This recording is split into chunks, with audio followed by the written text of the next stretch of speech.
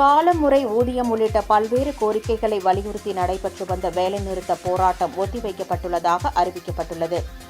காலமுறை ஊதியம் வழங்க வேண்டும், 5 ஆண்டுகள் பணி முடித்த சமையல் உதவியாளர்களை சமையல்காரர்களாக பதவி உயர்வு வழங்க வேண்டும், குடும்ப பாதுகாப்புடன் 9,000 ரூபாய் ஓய்வூதியம் வழங்க வேண்டும் என்பன உள்ளிட்ட பல்வேறு கோரிக்கைகளை வலியுறுத்தி ஜனவரி 20ஆம் தேதி முதல் காலவரையற்ற வேலைநிறுத்த போராட்டம் நடைபெறும் என்று தமிழ்நாடு சத்துணவு பணியாளர் சங்கம் அறிவித்திருந்தது.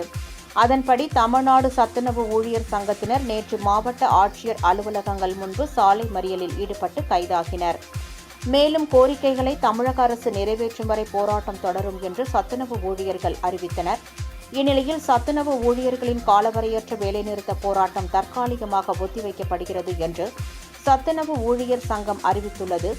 தமிழக அரசின் மீதுள்ள நல்லெண்ணத்தின் அடிப்படையிலும் மாணவர்களின் நலன் கருதியும் சத்துணவு காலவரையற்ற போராட்டம் தற்காலிகமாக ஒத்திவைக்கப்பட்டுள்ளது என்றும், கோரிக்கைகளை அரசு பரிசீலனை செய்து அறிவிப்பு வெளியிடாவிட்டால் அடுத்த கட்ட நடவடிக்கை குறித்து முடிவு செய்யப்படும் எனவும் தெரிவிக்கப்பட்டுள்ளது.